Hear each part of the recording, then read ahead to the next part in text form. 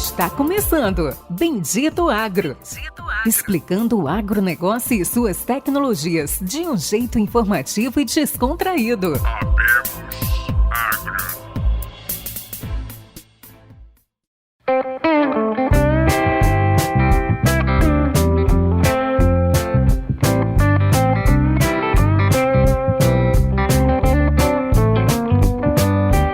Sejam todos bem-vindos a mais um episódio do Bendito Agro, o seu podcast de agrotecnologias. Muito bem, Pérez, mais um episódio do Bendito Agro hoje com o nosso amigo Sávio Almeida Sardinha, mais conhecido como Sardinha. Não é isso aí? Dá um alô pra galera aí, Sávio. Olá, pessoal, tudo bem? É isso mesmo, mais conhecido como Sardinha. É um prazer estar aqui com vocês. Obrigado aí pela oportunidade de conversar e compartilhar o que a gente vem fazendo no agronegócio brasileiro. Isso aí, presente hoje aí conosco, como sempre, o nosso grande amigo, co-host e cofundador do Bendito Agro, Péricles Destro Briante. Dá um alô pro pessoal aí, Péricles. Aí, meus amigos, estamos de volta mais uma vez, gravando mais um episódio para vocês aí, para ouvirem em todos os cantos do Brasil. Show de bola, pessoal. Vamos lá. Vou apresentar um pouquinho do Sávio aqui para vocês, nosso amigo Sardinha. Depois ele continua aí. O Sávio, ele é engenheiro agrônomo formado pela UFMT, natural ali de Rondonópolis. Está com 28 anos. Atualmente, o Sardinha ele é gerente comercial da Brasil dos Santos Lab. É isso aí, Sardinha? Isso, Luciano. Nós estamos num desafio imenso aqui na empresa de trazer uma visão diferente do trabalho, principalmente de agricultura de precisão para o mercado, e estamos hoje responsáveis por essa parte comercial, né? Trabalhando diretamente com o time técnico, com vários colaboradores especialistas em diversas áreas, sempre visando atender os nossos clientes e colaborar também para a pesquisa. Temos bastante iniciativa nessa linha, tanto no Mato Grosso como algumas oportunidades agora acontecendo agora, né, para o Brasil, né, com a diversidade aí de biomas. Esse é um desafio que a gente também está tomando aqui para dentro da empresa, né. É um prazer novamente estar com vocês e vamos conversando. O Sávio não falou, Luciano, mas ele é um grande fã, tá, pessoal? Para vocês, nossos ouvintes, acho que o Sávio é um grande fã nosso, e se tem algum outro ouvinte que é um grande fã, a porta da casa está aberta, converse com a gente também. O Sávio tem um grande prazer de conhecer ele já há bastante tempo. A gente começou alguns trabalhos juntos há, acho que quantos anos, sabe? 6 anos atrás. Quando tudo era muito novo, né, Péricles? Cara, quando tudo era mato. A gente começou quando tudo era mato, literalmente. Essa área principalmente. Ô, Sávio, o Bendito Agro apareceu na sua retrospectiva lá do Spotify, dos Retrospectiva 2020? Com certeza. Com certeza. Eu sou assíduo, eu viajo bastante também. Agora, com a estruturação da empresa em uma nova base, nós estamos focando em deixar ela redonda, né, nos seus processos burocráticos do dia a dia. Então, eu dei uma segurada um pouco nas viagens, mas de como bom comercial que a gente tenta ser, a gente viaja bastante, e esses tempos ociosos aí a gente tem que aproveitar com algo oportuno que nos agregue conhecimento e conhecimento de causa, né, e de técnica também, porque passa muita gente boa por aqui, e o Bendito Agro está lá, na lista dos podcasts que a gente segue, e está na lista das preferências que a gente ouve lá no Spotify. Que legal, Sávio. Muito obrigado por nos prestigiar. E você que está ouvindo esse episódio, faça o sardinha aí, ó. Compartilhe, curta o Bendito Agro, beleza? Sardinha, conta um pouco aí para os nossos ouvintes, conta para quem está nos ouvindo aí, o que é a Santos Lab, como ela surgiu, o que ela faz, desde a existência aí da fundação até hoje, como é que foram as transformações na empresa e qual que é o foco dela hoje, tanto no agro quanto em outros segmentos. Ô, Luciano, obrigado. A Santos Lab, ela é uma empresa, como você disse hoje, com foco em agronegócio. Os principais pilares de trabalho que nós executamos estão relacionados a manejo de fertilidade do solo e agricultura com precisão, né? Convencionalmente o pessoal chama de AP, né? Nesse contexto de AP, o pilar ele é sustentado por serviços como compactação do solo, né, o mapeamento de nematóide, coleta de folha para análise foliar e N outros trabalhos, como o próprio atendimento personalizado com regulagem de máquinas para o produtor, mapas de aplicação em taxa variável e esse universo inteiro de AP, né? Antes disso tudo, a Santos Lab sempre foi uma empresa considerada de tecnologia com foco em defesa nacional. Por incrível que pareça, é uma história muito diferente, convencionalmente falando, e comparando com outras empresas do ramo, do agronegócio. Ela nasceu em 2006, o fundador dela é uma grande pessoa, o Gabriel Klabin, né? Ele teve uma iniciativa de 2006 já criar o primeiro VANT, né, a monitorar áreas da Marinha, do Exército e N outras instituições de defesa no Brasil, com transmissão ao vivo desses voos, com adaptações nesse longo tempo aí também, com várias aplicações para floresta. Foi quando começou a ter esse interesse em agro, né, a floresta da família, monitorando com alguns sensores, tanto multispectrais, RGB, LiDAR. Quem está ouvindo a gente, alguns devem conhecer esses sensores. E hoje o foco está sendo em trazer esse equipamento que foi criado pelo Gabriel lá em 2006, certamente uma das pessoas que iniciou esse mercado no Brasil, sem sombra de dúvida, trazer esse equipamento para uso agrícola. Então hoje, além da fabricação desse equipamento, desse VANT de asa fixa, que nós denominamos como carcará, né, uma homenagem a uma ave brasileira, nós acabamos acoplando câmeras, principalmente de multiespectro, para geração de índices vegetativos nas lavouras, tanto para soja, milho, algodão, cana, feijão, né? Vai depender muito do interesse. E assim, né, trazendo essa novidade para a agricultura, algo que a gente já tinha trabalhado em outras oportunidades, outras empresas, nós topamos o desafio de vir para dentro da empresa e montar a divisão agro, que conta hoje com todo o trabalho de AP, como eu já comentei, e principalmente com essa ideia de one-stop shop, né, que nós chamamos aqui dentro, que é um balcão de oportunidade. Então, se hoje a gente fosse trabalhar nos pilares, eu tenho o pilar de aviação tecnológica, né, então eu tenho os carcarás, os VANTs para voo, eu tenho o trabalho de assessoria e consultoria agronômica na ponta, e toda uma plataforma em desenvolvimento com as primeiras funcionalidades sendo lançadas agora a partir de janeiro, tanto no Mato Grosso quanto para outros estados, que é uma plataforma que nós estamos chamando de ESG, que seria uma sigla em inglês, né, que quer dizer basicamente um controle, um mapeamento tanto da parte agronômica das fazendas, e que também podem estar na mão de consultores, como também esse estudo de corporação, essa parte social do produtor, né, para estudo mais geral e trabalho com corporações também.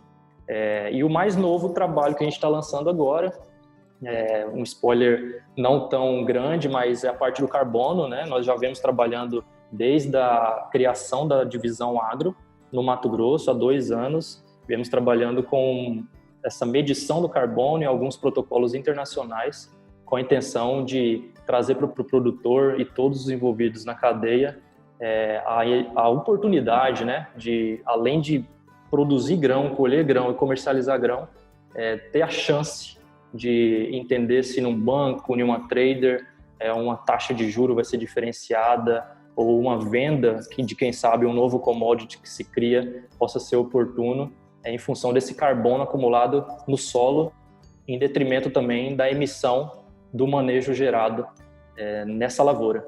Então, o resumo da Santos Lab é esse hoje, tá? É algo bem completo, bem diferente, com uma pegada inovadora, né? É o que o agro precisa, né, Luciano? Perfeito, Sardinha. Então, pelo que eu entendi, ver se eu estou certo, mais ou menos a divisão agro, ela surgiu por uma demanda da própria família, então.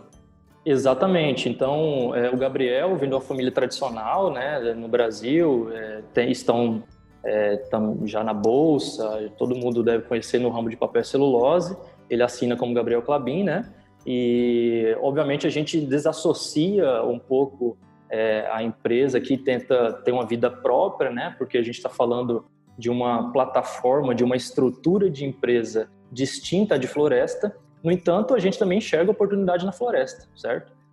Contudo, nós queremos hoje focar na parte de grãos e fibras, e essa demanda inicial lá foi apenas para a questão dos sobrevoos com sensores acoplados no carcará. Legal, Sardinha. Então, assim, a Klabin, que hoje é a maior exportadora aí de celulose do país, né? Lá em 1800 alguma coisa, tem até alguns papéis, algumas ações. Bacana ação. Então, e essa parte da celulose, a parte do carbono que está vindo agora, está vindo com uma demanda da família também, certo? A minha pergunta é assim, lá atrás, quando o Gabriel partiu aí, resolveu, vou fazer meu Vant, vou fazer uma asa fixa, já era com interesse comercial, foi para atender o interesse próprio, não tinha o que atendia, não tinha sensores ou não tinha equipamento que atendia aquela demanda em específica, ou isso já foi uma parte de pesquisa investigativa pensando em já sair da atuação só do militar ali e partir já para o setor agrícola, Sardinha? Ô, Luciano, lá no início, quando tudo começou, você colocou muito bem que sequer sensores haviam, né? Então, a dificuldade do Gabriel em 2006 de criar um equipamento desse foi absurda mesmo. Então, foi muito mais pela parte do interesse. O Gabriel sempre gostou de trabalhar com equipamentos de voo, né? Tem isso como se fosse um hobby mesmo, e encara isso com a oportunidade de aprender sobre um assunto que gosta. Aos poucos foi se criando uma demanda por esse trabalho, né, no Rio de Janeiro principalmente, que foi onde ele começou, né? Mas foi, eu não diria ao acaso, né? Ele não vou dizer que ele não tinha interesse comercial, mas era sempre com foco nas aeronaves. Então ele não pensava naquele momento em agricultura até então, tá? O interesse era na área militar mesmo, onde inclusive na época restrições tanto da ANAC e Anatel não tornariam possível que ele comercializasse esses equipamentos para nós, civis, né? Era apenas a Marinha, o Exército mesmo que poderiam utilizar esses equipamentos. Então, de toda maneira, mesmo que ele tivesse esse interesse, era algo muito longe ainda, porque as leis, né, para a regularização do trabalho com Vantes foi muitos anos depois foi criada, né? Então, foi mais na questão desse hobby, desse interesse em trabalhar, criar aeronaves e atender a base militar. Pô, interessante, Sávio. Como que você vê essa parte de carbono, e até é algo que é uma modalidade que já foi se falado muito no mundo, começou-se, né, alguns projetos no passado, e é um dos pontos que eu quero dar foco nessa entrevista, Sávio. Tá bom. Penso o seguinte, eu lembro da Mata Viva, meu primeiro projeto que eu fiz com carbono foi quando eu tinha 20 anos de idade, 8 anos atrás, para a Mata Viva, mas acabou não saindo do papel. Qual que é a diferença do projeto de carbono que teve lá há 8 anos atrás, lá em 2012, para os projetos que estão saindo hoje? Você pode explicar para a gente, por favor? E qual que é o interesse agora entre Santos Lab e se existe esse projeto de carbono que começou dentro da Klabin e está vindo para Santos Lab?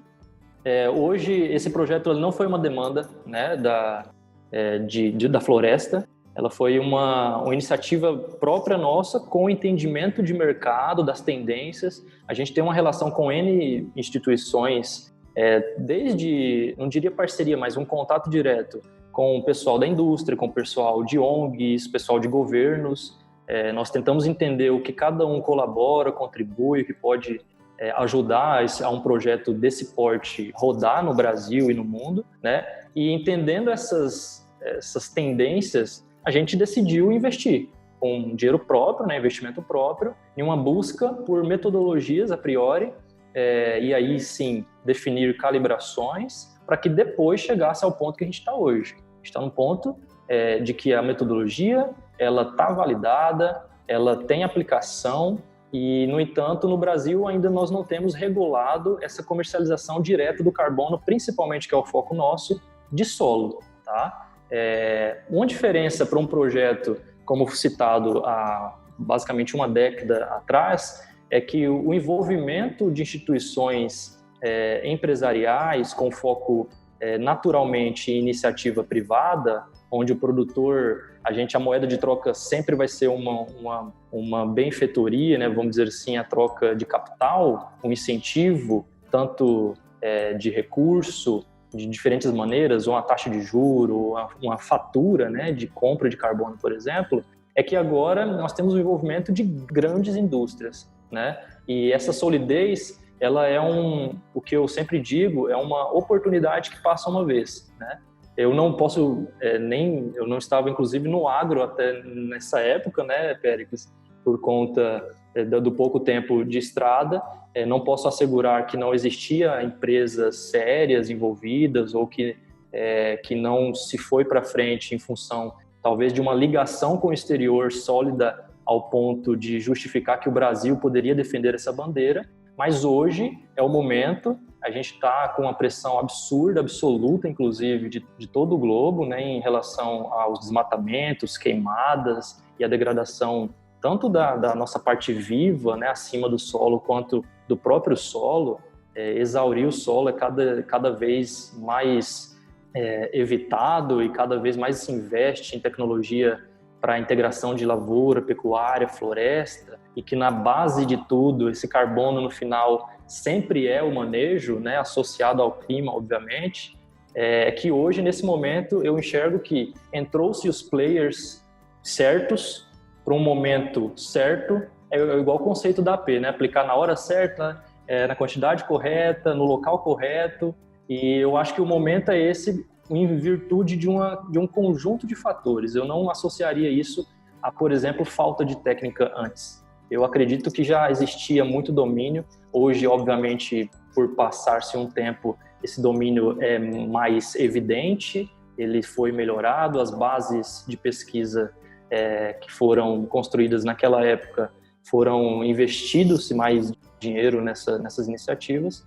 e, naturalmente, você ganha solidez a partir de um tempo, né? Houve-se a prova em vários momentos. Na minha opinião e da empresa, o momento pro carbono, tudo indica que é agora, né? E por isso a gente começou isso antecipado para conseguir estar agora aqui, inclusive falando com vocês, com uma clareza mais evidente e com uma avaliação de oportunidade mais clara de que, para nós, o momento do carbono, principalmente com a bandeira brasileira, é agora, até para desconstruir toda essa imagem negativa que a gente tem de produção no agronegócio brasileiro diante do mundo. Não sei se eu respondi a tua pergunta, Péricles, mas o que eu acredito resumidamente, então, é que a maturidade do mercado trouxe a oportunidade do carbono para agora. É o que eu enxergo.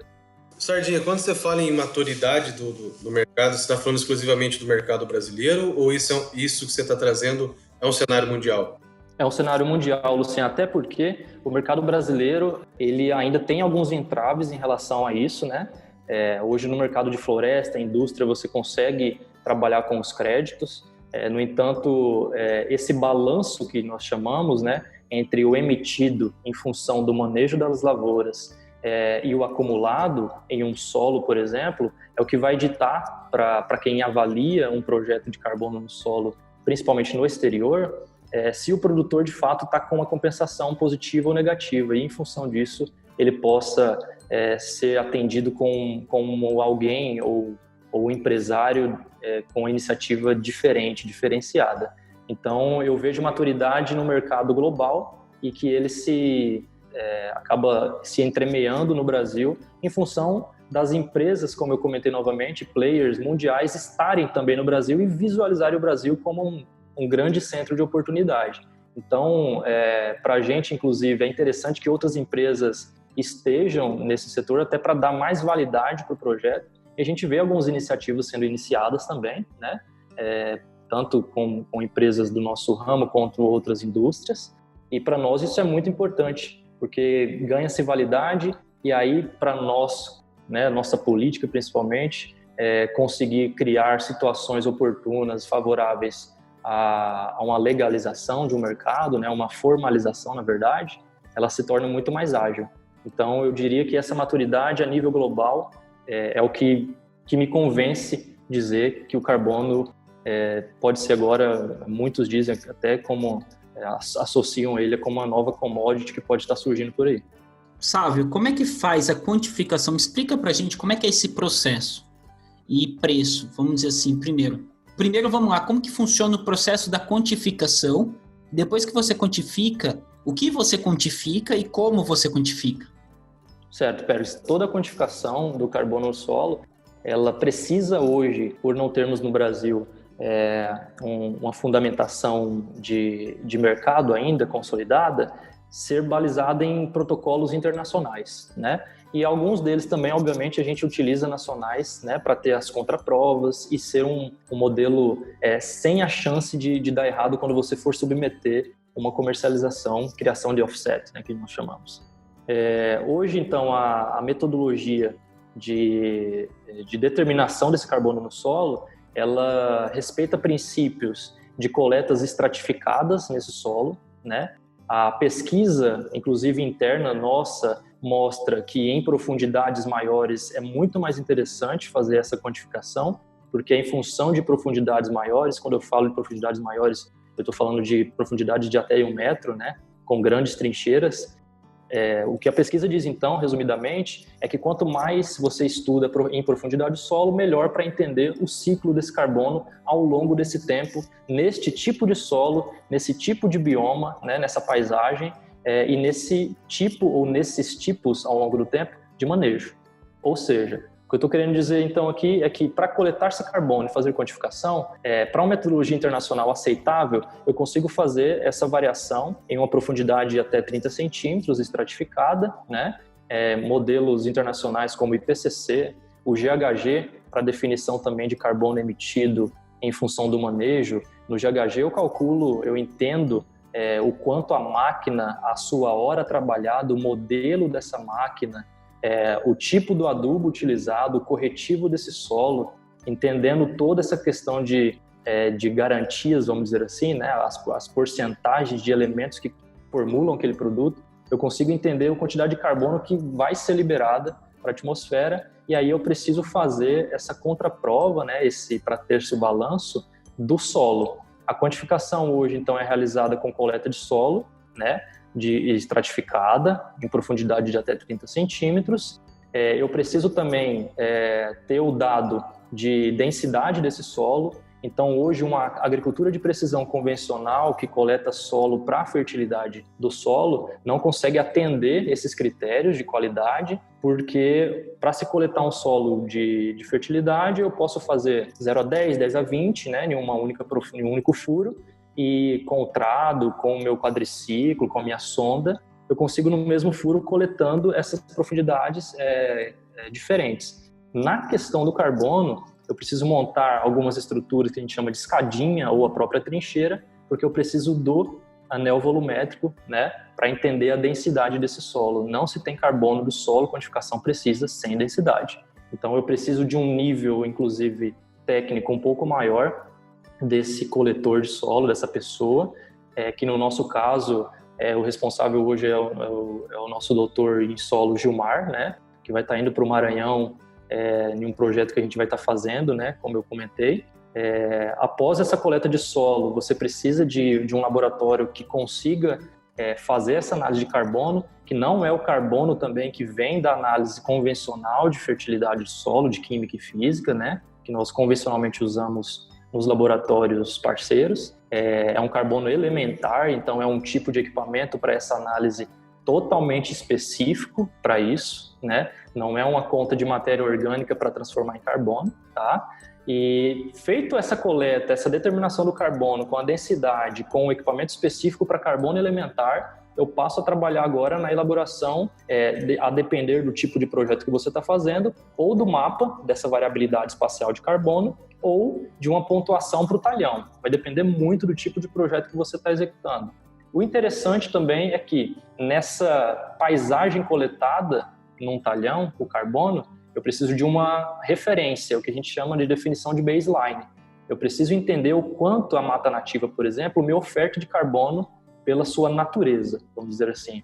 E a gente vê, tanto em pesquisas aqui dentro do time, quanto na literatura, várias situações onde o manejo, né, com soja, milho e, obviamente, integrações, superam o carbono acumulado no solo em comparação a uma vegetação nativa. Obviamente, a depender desse tipo de vegetação. Mas acontece, vai depender muito do manejo e do investimento do produtor e do seu conjunto, né? Tanto o produtor como o consultor e todo o seu time. Péricles, feita essa coleta de carbono do solo medido, gerado um mapa ou um relatório, eu passo a também fazer a avaliação do carbono emitido em função do manejo. É aquilo que eu comentei anteriormente. Sardinha, só para a gente pontuando aqui, todo esse processo que você trouxe até agora, ele leva quanto tempo? Tá, hoje, para você ter uma ideia, nesse projeto que a gente vai estar iniciando, a gente vai estar lançando ele em janeiro, infelizmente não posso ainda lançar enquanto, né, o nosso marketing não autoriza, é toda uma história corporativa para isso. A gente está falando de uma coleta em 50 propriedades, né, ali no Matopiba, e o escopo do projeto, né, a gente tem um deadline de aproximadamente 45 dias de coleta, viu, Luciano? Então, o que vai talvez nos atrapalhar? E, obviamente, para quem trabalha com operacional também vai me entender quando eu disser. A gente tem toda uma questão de chuva, de logística, né, questões de estrada. Então, se eu tenho um acidente na BR no dia, já me atrapalha, né? Então, infelizmente, tem todo um manejo aí de agendas que nós esperamos fazer isso em 45 dias, quiçá, se não, né, vamos ver, antes que isso. Eu estimo que uma coleta bem feita tecnicamente demande basicamente, se não uma parte do dia, o dia todo para cada fazenda, tá? Nesse caso é um projeto que não é a fazenda total, obviamente, né? São alguns talhões, alguns talhões que vão ser determinados e posteriormente levados para projeção de comercialização desse carbono, né? Então, nesse caso, para a gente vai ser de metade a um dia por fazenda. Então, a gente espera que nas 50 fazendas, em 45 dias, a gente consiga definir esse projeto lá na parte de solo, tá bom? Entendi. E só ficou uma dúvida durante a explicação, qual área que pode entrar nessa coleta? Tanto área agrícola quanto reserva, APP, reserva legal? Como é que é essa divisão? O que entra, que pode entrar ali dentro da coleta, das análises? O interessante é que, um projeto em Luiz Eduardo Magalhães, definindo essa agenda de coleta na região, defina-se também os tipos de bioma que ali estão presentes. A gente sabe que a gente está dentro do cerrado, né? Então, se eu tiver duas amostras já para validar essa região, já seria o suficiente se elas estiverem em uma mesma situação de paisagem. Então, eu não tenho o mesmo cerrado em uma declividade muito diferente de outra, eu posso definir que essa coleta específica do cerrado vai ser o meu ponto de comparação, vamos dizer assim, tá? Por que fazer para cada fazenda torna-se inviável? Porque além de muito... Na verdade, o fator aí é custo, né, gente? A gente está falando de um projeto novo, com poucas pessoas fazendo, materiais restritos, e se eu fizer uma coleta de vegetação nativa para ter como base a comparação do talhão do lado que eu vou fazer, esse talhão de área produtiva, tá, Luciano? Respondendo já a outra pergunta que você fez. Certo. Eu analiso o carbono em área produtiva. O porquê que eu coleto também em uma área de mata nativa ou uma área degradada? Para entender qual que é o meu processo aí de uso de solo e o porquê que eu não tenho mais esse carbono na área degradada e o quanto eu tenho na nativa e o porquê que eu estou acumulando ou não na área de produção. Então, o interessante é coletar em todos, mas economicamente falando, isso torna-se muito inviável para o produtor e para o mercado de forma geral. Sávio, como é que funciona? Então, a grande pergunta é o seguinte, e talvez a pessoa que degradou o solo ao limite, isso vai ter, lá no Maranhão, vai ter áreas assim. E no Mato Grosso também vai ter áreas extremamente degradadas e tem áreas que, devido à rotação de culturas, eles acumularam carbono no solo. Essas pessoas, esses produtores, eles vão receber retroativo ou não? Como é que vai ficar de um solo degradado para um solo melhor? Péricles, essa é uma discussão ótima, é uma pergunta ótima. Convencionalmente não, tá? Existe todo um problema, como você não tinha, né, até então, uma possibilidade, uma proximidade na regulação de um mercado como o do carbono, fica muito difícil provar que o produtor acumulou carbono ao longo do tempo e, por exemplo, no meio do caminho ele degradou. O interessante, inclusive para o mercado disso, é que eu passo a criar uma condição aí para quem oferta capital para os produtores, por exemplo, de uma constância, né, de manutenção de sustentabilidade dentro dessas áreas. Então, o produtor dizer para mim que há 10 anos ele preservou e durante 5 anos manteve um carbono alto no solo em função da matéria orgânica e que ele precisou entrar com a grade e desestruturou toda a parte microbiologia do solo, ele infelizmente não conseguiria provar para mim que houve esse acúmulo. O que vem se fazendo na pesquisa? Muitos trabalhos, inclusive bem promissores, utilizando sensoramento remoto, né, para entender áreas de degradação e estimar baselines passadas, ao invés de determinar uma baseline a partir de hoje. Ou seja, convencionalmente, eu preciso definir uma linha de base de comparação a partir de agora. Tá? Pro passado, como eu te disse, tem esses trabalhos de sensoramento remoto. Se o mercado internacional vai aceitar, o que eu acho talvez um pouco mais complexo, não que seja impossível, não seria para agora, tá, Péricles? Então, o interessante é o produtor entrar agora para começar a entender o que se tem agora e qual o manejo que ele consegue trabalhar na lavoura para conseguir estar dentro desse mercado logo que ele estiver de uma forma muito mais sólida e estruturada no Brasil. É como se fosse igual em 2008 a parte da anistia. O que importa é o que está valendo na regulação, no regulamento mundial hoje. Indiferente do que foi feito, se você foi um bom produtor no passado ou não, você tem que entender o que está acontecendo, é o que acontece hoje, o que está sendo pago nesse ano. Basicamente isso. Você precisa definir esse termo sempre aparece para a gente, né? A baseline do projeto. Então, eu falo projeto a todo momento, pessoal, porque, de fato, o produtor precisa encarar como um novo projeto de manejo, né, para dentro da lavoura. E se vai ser 1, 2, 10, todos os talhões, obviamente, tudo que é novo precisa de um tempo de adoção. A gente vai começar com áreas diminutas, vamos dizer assim, né? E a base criada para comparação de que se acumulou ou não precisa ser algo que foi medido agora, né? Estimar é possível através de várias técnicas, principalmente do sensoramento remoto ou regressões, né, relacionadas a tempo de vida de solo e etc. Mas hoje, para algo mais factível e para a gente ganhar celeridade ao processo de criação dessa política pública, vamos dizer assim, para o Brasil começar a trazer isso como uma oportunidade também de negócio, a gente precisa fazer algo mais, não diria preciso, mas mais palpável, que é medir e de agora em diante passar a entender ao longo do tempo se essa medição está aumentando ou diminuindo, né, do carbono específico. Sardinha, eu fiquei com uma dúvida aqui. O balizamento de cada projeto ele é regional, né, até por conta da diferente de solo que a gente tem.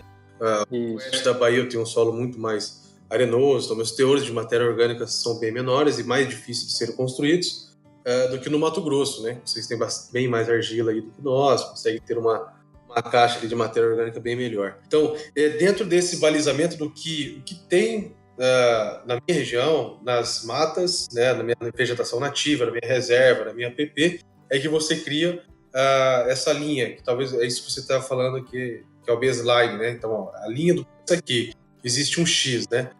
A análise de solo, ela entra assim, eu tenho um solo aqui com 8% de argila até 16, 18, uma outra mancha aí com 22, 23. Ela entra nessa característica porque um pouco mais acima, meu vizinho tem ali 20%, eu aqui só tenho 8%, então provavelmente ele vai ter mais do que eu, e talvez a linha que a gente está medindo é a mata, a nossa reserva aqui, né? Como é que funciona a relação do solo, da textura, com essa construção aí do que foi preservado e o que não foi preservado? Sim, Luciano, todos esses atributos de importância, nesse caso físicas, né, com exceção da parte química especificamente, que eu estando falando, por exemplo, de cálcio no solo, né, podendo ter relação direta com o carbono, e em função principalmente da matéria orgânica, o que eu vou considerar, se você for hoje analisar, por exemplo, um protocolo que é o GHG, nele eu preciso definição de textura, né, de teor de argila, por exemplo, é muito detalhado, Luciano. São perguntas, inclusive, que é um ponto de dificuldade que a gente tem nos projetos, porque não são todos os produtores que têm a definição disso corretamente, e nessas condições a gente precisa sim balizar em função da variação desses atributos de solo. Por quê? Porque eles influenciam totalmente no acúmulo ou não desse carbono, né? Em termos de o tempo de degradação desse carbono vai ser maior, vai depender muito da quantidade de água, por exemplo, que eu estou mantendo nesse solo. Eu estou falando de um solo, se eu fosse falar do Pantanal, por exemplo, né? Como eu acumulo carbono no Pantanal? Então, é um mistério absoluto em função tanto das questões de anabolismo, né? De falta, na verdade, de oxigênio no solo, mas também como óxidos, por exemplo, que podem existir nessa translocação de água que sai geralmente de Chapada e chega no Pantanal, e aí os micro-organismos conseguem usar esse oxigênio desses óxidos e fazer a degradação da matéria orgânica. Então, são N fatores que estão previstos na metodologia. É um questionário bem intenso, assim, né, bem grande, e esse questionário ele precisa ser respondido com informações técnicas. Essa informação técnica não é, eu vou usar um termo esdrúxulo aqui, não é uma informação preenchida, achada em algum lugar. Ela precisa ser medida, tá, Luciano? Então, certamente entra todas essas variações de solo que você vai encontrar na região. Então, hoje, convencionalmente, para que a gente trabalhe na Bahia, no Maranhão, né, no Piauí, no Tocantins, eu vou ter certamente diferença, tanto de topografia, quanto de tipo de solo, e a textura desses solos, eu preciso colocar isso na conta. A conta que, obviamente, sem uma imagem, a gente falando, eu não consigo resumir ela para vocês, mas ela é complexa e ela entra todos esses fatores, tá? Então, é um ponto de observação muito importante que você pôs, que é para que também o produtor fique tranquilo, porque isso entra sim, e obviamente essa baseline ela é formada para exatamente eu não misturar um produtor que tem 30% de argila com um que tem mais dificuldade de acumular carbono, que vai ter, por exemplo, 10%. Né? Então, eu tenho que trabalhar isso na variável matemática em função dessa metodologia, para que eu não misture uma coisa com a outra. Né? Não, legal, é importante deixar claro esse balizamento aí, porque para que todos os produtores de qualquer região entendam que ele pode sim estar apto a fazer parte desse projeto, né? Com certeza. Às vezes o cara fica pensando só na matéria orgânica, nossa, mas eu não tenho matéria orgânica, eu não consegui, meu solo é assim, meu solo é assado, o projeto está começando no Mato Grosso. Não, então com essa linha, esses ajustes, né, digamos assim, todo o território brasileiro está apto a participar disso aí.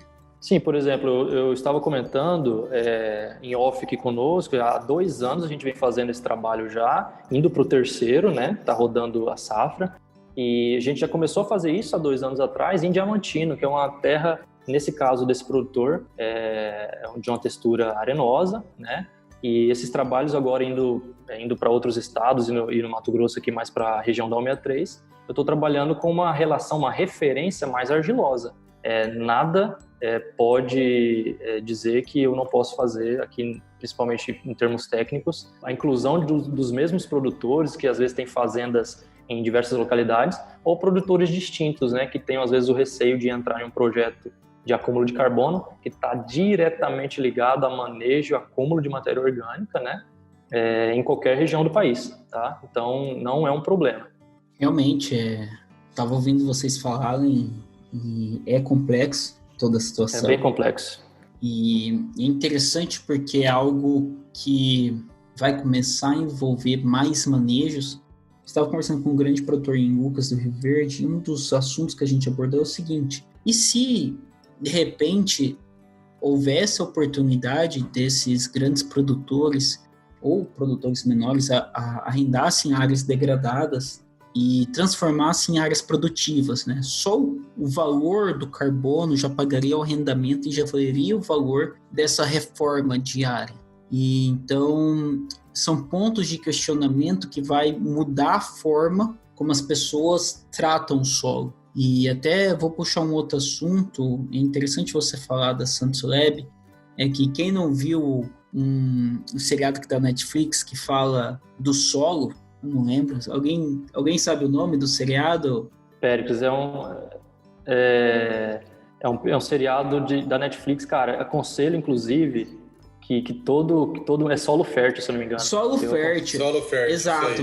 Eu aconselho que todo mundo veja, cara, esse seriado. Obviamente, Pérez, a gente tem que tomar muito cuidado com algumas ideologias, né, que o seriado apresenta. Exato, mas assim, porque o seriado mostra o que os americanos estão fazendo, eles estão muito atrás do que nós brasileiros estamos fazendo. Muito, muito atrás. E então, assim, por causa disso que eu indico a todos assistirem esse seriado, porque vai mostrar o tanto que nós estamos avançados perante o resto do mundo. Então vale muito a pena. E tanto que essa parte de carbono a gente vai tirar de letra. Péricles, assim, eu acho que a missão como empresa, independente da nossa missão aqui, é criar essas ferramentas para a agricultura, né? A gente está cansado de saber dos problemas que a gente enfrenta aqui no Brasil e que a gente soluciona de uma forma formidável, na minha opinião, né? Mas ainda continuamos com acordos mundiais de preservação, onde só a gente compra o papel, né? Então tem uma série de oportunidades que todo mundo, quando tem oportunidade, quer nos denegrir nossa imagem. Eu acho que nós, como empresa, independente de qual seja, precisa trazer essas oportunidades para o produtor, porque quem constrói definitivamente o nosso nome, a nossa imagem, quando se fala de agricultura, obviamente, por mais que existam as empresas e também a responsabilidade delas, é o produtor rural, né? É a forma como ele vem fazendo o manejo, a forma como ele preserva, e parabéns, né? É dessa forma que a gente segue mesmo, é uma iniciativa dessa de carbono. Não seria defendida no Brasil se não tivesse princípios técnicos, práticos e principalmente aceitação, a abertura que o produtor tem, né? Então, hoje tem vastos conteúdos na rede, tanto quando eu falo de rede, na nossa rede de contatos, na rede de pesquisa, né? As pesquisas em rede, que geralmente tem esse nome, como você comentou, em uma série online, né? Que mostra que é possível sim, né? Trazer uma nova modalidade de produção para dentro do complexo, e não vejo outra ferramenta de manejo a não ser essas que partam para o lado de preservação, né? E eu até brinco aqui internamente, né, que no final das contas a gente tem que deixar a floresta em pé, né? Mas não é só abraçar a árvore, é trazer para dentro do processo produtivo rentabilidade, né, Luciano? É uma brincadeira, sim, mas de fato é isso. O produtor já faz muito bem o que ele se predispõe a fazer, mas ainda ele tem algumas oportunidades que nós, como empresa, volto a dizer, tem que trazer, porque ele pode ganhar um pouco mais sobre isso e ainda ajudar, né, a estrutura do meio ambiente de forma geral, né? E é isso que a gente acredita. Então, eu acho que, resumidamente, era isso que eu tinha para colocar sobre esse tema. No final do dia, todo mundo tem que pagar as contas, né, Serginho? Essa aí é a verdade. Com certeza. E a gente vê, Luciano, na prática, aí já voltando um pouco mais para a prática da AP convencional, que não em todos os momentos, mas em vários momentos, o operacional ele sobrepõe muitas das vezes a parte técnica. Então, e se mesmo assim o produtor brasileiro está dando recorde, né, ensinando como se faz, imagine se a gente tivesse uma estrutura operacional redonda, né? Se a gente tivesse uma logística ótima, se a gente tivesse armazém para armazenar o que a gente tem, né? Se tudo fosse mais redondo na parte operacional e de deslocamento da safra, o que a gente estaria fazendo, né, em termos técnicos na fazenda. Então, basicamente é isso. Eu vejo que tem muito espaço ainda, né, para a parte técnica, mas atrelada a um ganho por isso, né?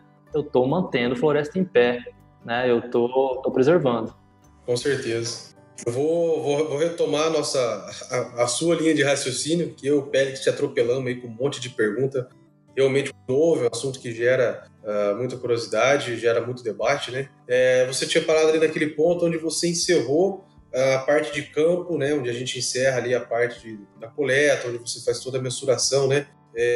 Completando ali a pergunta do Péricles, como que isso vai para análise, como que isso é remunerado, quem compra, quem vende, como que isso vai para o mercado e gera renda aí, gera retorno para a fazenda. Tá, hoje, depois que você termina um projeto deste, você precisa submeter alguém que teria interesse nessa compra. Esse alguém pode ser qualquer empresa, qualquer grupo de investimento, né, que tenha interesse, principalmente hoje nessa questão social, né, e de ambiental, na verdade, e que também tem interesse nas questões de governança, né, de marca. Então, a valoração de uma marca está muito associada aos projetos que ela se associa ou que ela toca por conta, né? E investir num carbono que identifica automaticamente sustentabilidade. Então, falar de carbono é falar, sim, de manter um ambiente mais equilibrado. Eu estou falando também, se eu compro um crédito desse, de que minha empresa investe em atitudes desse porte, né? Então, hoje, quem a gente vem conversando, né, para você ter uma ideia, são instituições da Suíça, americanas, né, principalmente exterior, tá? Então, eu preciso montar um projeto como se fosse, Péricles, que também está acostumado com isso, é como se fosse uma submissão de um edital, né? Onde você precisa de toda a base metodológica esclarecida, os dados e a base desses dados, o que você usou em termos estatísticos ou para geração dos mapas, a formulação dos questionários para entender se tem validade aquele laudo que você jurou, é um laudo técnico, e em função disso começam as negociações. Em termos de valores, a gente vê uma oscilação muito grande. E por que acontece essa oscilação? Por conta desse mercado não integralmente regulado ainda, tá? Eu já vi referências a valores de 5, já vi de 100, de $25 por tonelada por carbono acumulado. Então, hoje eu não conseguiria te passar, Luciano, em função dessas variações. Em 4 meses, daqui 4 meses, eu conseguiria passar algo mais claro, porque aí a gente vai ter carbono acumulado nas mãos nesse projeto, né, dos 50 produtores, dos 50 grupos, na verdade, 50 grupos. E aí, em função desse volume de toneladas acumulados, eu consigo chegar como se fosse uma barganha, né, para um investidor, para um grupo, para uma empresa de fora, uma multinacional do setor da indústria e etc. E aí entra em negociação. E como não existe essa regulação definida, não é como a soja, né, que eu tenho um preço para ser respeitado em função do frete, toda a bolsa sendo lastreada e tudo mais, esse valor oscila. Hoje eu acredito que possa chegar aí perto dos $10, né, a tonelada acumulada, porque a gente vê que no Mato Grosso a oportunidade de acúmulo de carbono em termos de tonelada, nesse caso de Diamantino, por exemplo, a gente conseguiu resultados acima de 2 toneladas, né, com a variação e acompanhando 3 anos. Então, assim, começar é difícil, mas depois que começa, o acúmulo ele também não é eterno, não é infinito, ele estagna uma hora ou outra, depende do potencial, né, da região, mas ele é factível de dar esse retorno para o produtor no futuro bem próximo, viu, Luciano? Entendi, Sardinha. Uma dúvida que eu fiquei, a parte comercial, essa comercialização, ela acontece uma vez por ano, uma vez por safra? Como é que funciona? Então, eu tenho, vamos supor, dar um exemplo que eu não sei as medidas, os valores, eu tenho 1 tonelada por hectare. Eu faço essa venda, eu comercializo isso, eu tenho que manter, garantir essa venda, por quanto tempo que isso funciona, quantas vezes que eu vendo, se aumentar eu vendo de novo, como é que é? Tá, em termos práticos, até talvez um paradigma que a gente teria que quebrar antes de avançar na resposta é que eu medir um carbono hoje e medir daqui 1 ano e já querer definir isso como acúmulo, dificilmente você vai conseguir, porque de um ano para o outro, mesmo com alteração de manejo, a variação, né, de carbono nessa área ela não vai ser tão significativa. Então eu preciso de um acompanhamento. E, geralmente esse acompanhamento para o nosso negócio são mais de 2, 3 anos, tá? Eu geralmente não gosto de falar de 2, inclusive acima de 2 anos é um número aceitável. Quando eu vou falar de comercializar, eu preciso também colocar em pauta que quem quer comprar, ele precisa de um acumulado. Então, quanto mais produtores eu tiver dentro de uma carteira, é como se eu estivesse formando uma carteira, né? Eu tenho mais tonelada de carbono acumulado em mãos, e aí eu posso, e aí já entrando em outro ponto, Luciano, sem fugir muito, eu vejo particularmente uma oportunidade gigante da criação de novas empresas nesse setor. Por quê? Porque a pessoa que determina o carbono, provavelmente, após a regulação, não vai ser a mesma pessoa que vai poder vender e não vai ser a mesma pessoa que vai poder fazer um serviço de auditoria da qualidade dessas análises. Então, eu acabo de criar uma oportunidade de que uma empresa que coleta, eu preciso de outra que auditore e outra que comercialize. Certamente isso vai acontecer, né? Hoje, a gente faz esse conglomerado de empresas que reúne esse carbono em projetos com os produtores e levam isso para fora. Tá? No futuro, pode ser que a gente coletando não tenha autorização para comercialização. E a mesma coisa, a pessoa que auditora não pode coletar, ou vice-versa. Né? Então, não sei se respondi, mas é basicamente isso. Hoje a gente precisa fazer um conjunto, eu meço a cada 3 anos, é o ideal, né? Eu meço ano a ano, mas onde eu consigo definir um acúmulo seria no 3º ano, e aí você pode definir uma metodologia. Cada empresa vai definir, viu, Luciano? Se eu quero coletar ano a ano, sabendo que eu não tenho um acúmulo tão grande, será que é necessário mesmo? E aí vai depender de quem vai comprar. Ele vai exigir essa medida, tem que ser conversado antes, tá? Segue nessa linha. É isso aí. Realmente, sabe, foi uma aula. Acho que vai ser um dos primeiros podcasts que a gente vai falar de carbono. Acredito que a gente vai ter muito mais. Mas a gente está chegando ao nosso encerramento. A gente está num formato novo de gravação. A gente está focado em partes mais técnicas e mais objetivas, não só na história. Apesar de, Sávio, eu até brincadeiras à parte, né, Sávio? A gente tem uma grande história juntos. Começamos juntos quando tinha a ideia de trazer drones de Israel, que custavam uma fortuna. Dos Estados Unidos, falava de drones de Israel, dos Estados Unidos, o maior rolo. Depois a gente começou a fabricar no Brasil. Mas, Sávio, a gente está chegando aqui à parte final. Tem algum recado que você gostaria de dar? Tem algo que a gente comentou? Um ponto que eu achei interessante, não sei se você pode abrir com os nossos ouvintes, quanto que está sendo investido na Santos Lab hoje? E aonde você vê por que esse investimento e por que agora? Então, acho que você puder abrir esses números e já como uma resposta aí, chegando ao final do episódio. Tá, Péricles, assim, o meu recado para todos que estão ouvindo o podcast, já ouviram, vão ouvir, né, depois da gente terminar aqui, é que estão várias pessoas passando, né, tem muita coisa sendo criada. A tecnologia, vocês já conversaram com o pessoal de Agritechs, né? Conversou com o pessoal de agricultura de precisão. Vários desses temas, eles têm uma consonância muito grande, eles se convergem em várias oportunidades, e estar atento a essas novidades no mercado é muito importante. A gente que está como profissional no setor, né? No mercado, eu particularmente não há tanto tempo, mas graças a muito trabalho, com bastante oportunidade de fazer coisas diferentes, de estar em vários lugares, né? Que o pessoal acompanhe cada vez mais podcasts dessa natureza. Eu acho que o recado seria esse, Pérez, não é fazer merchan nem nada, é trazer o pessoal para dentro desse contexto de discussão, porque não só o carbono, outros setores, outras áreas da agronomia vão dar muito o que falar, né? Vão se estruturar e vão criar oportunidades para todo mundo, não só para o produtor. E eu acho que as pessoas precisam ficar ligadas, precisam ficar atentas. E aí, entrando em um ponto mais da pergunta da Santos Lab, hoje o nosso investimento está na casa das dezenas de milhões de reais, né? Tanto para a parte de agricultura de precisão, principalmente agora com a base em Sorriso, além de Diamantino, mantemos lá a nossa base com os clientes ali. Essa parte do carbono e da plataforma é o que nos mais vai exigir investimento, e a gente está disposto, Péricles, a investir o que for necessário, tá? Eu acho que o recado seria esse.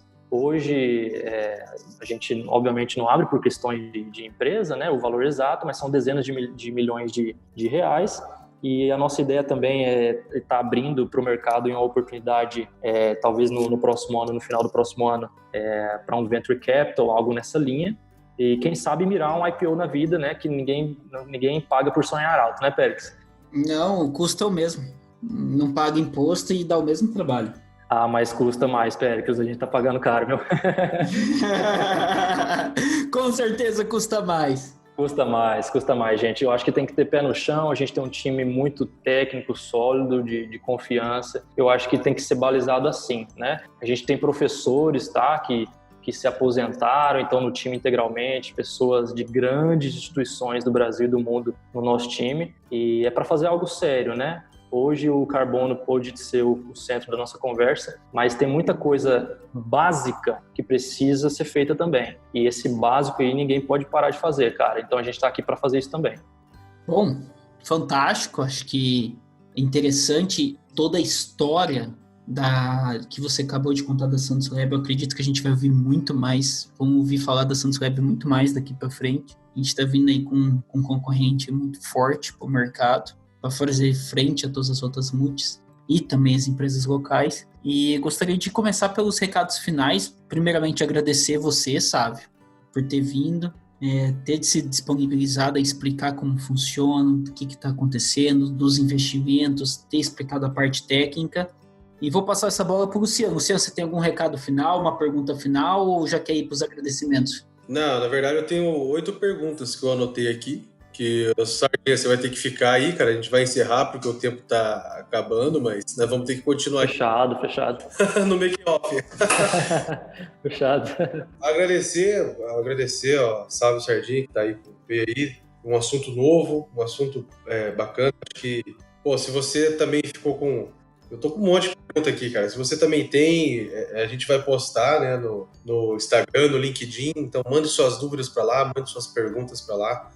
Eu procuro o Sávio lá também, né? Agradecer a todo mundo, pedir que o pessoal divulgue, compartilhe, favorite nós ali no seu agregador, onde você escute o Bendito Agro, onde você nos escute, e compartilhe com os amigos se você gosta do nosso trabalho, isso é importante para nós. Agradecer aos parceiros, ao Prosa de Galpão, à Agricultura de Alta Precisão, ao Dicionário.agro, ao Bahia Agrícola, e mandar um Paga Nós hoje, que foi pequeno, mas muito rico, um Paga Nós pro Netflix e pro Spotify, né? É verdade. É para Klabin e para Santos Lab. Klabin para Santos Lab, pronto. Muito bom. Pode mandar em papel que a gente está precisando. Brincadeiras à parte. Mas é isso aí, pessoal. Quero agradecer a todos. Não esqueçam de compartilhar, curtir, favoritar, indicar o Bendito Agro para todos os seus amigos, colegas de profissão. Se estiver ouvindo dirigindo, estiver ouvindo enquanto lava a louça, é isso aí. O importante é fazer o melhor aqui, de disseminar o conhecimento e inovação que temos no agro, no Brasil e no mundo. Ô Sardinha, todo episódio o Pérez fala isso. Se você escuta no carro, se você escuta lavando a louça, cara, só você escuta lavando a louça, cara. Mas escuta lavando a louça pra noiva, sempre é pra noiva, sempre esse Pois velho, os caras estão aí. Se você é ouvinte do Bendito Agro, também escuta o Bendito Agro lavando louça, fala lá no... Cara, manda pra gente, manda um print fazendo isso, eu vou te mandar um livro. Pode mandar. Vamos ver. Promessa de... Eu vou mandar hoje.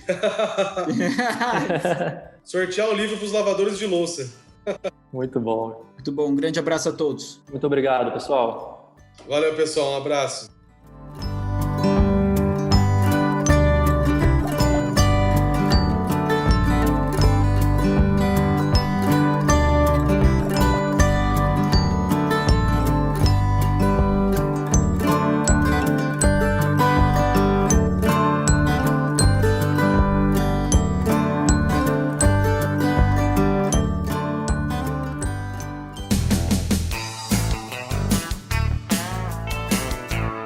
Você ouviu Bendito Agro. Acompanhe o nosso programa nos principais aplicativos de podcasts e fique por dentro das tecnologias envolvendo o agronegócio.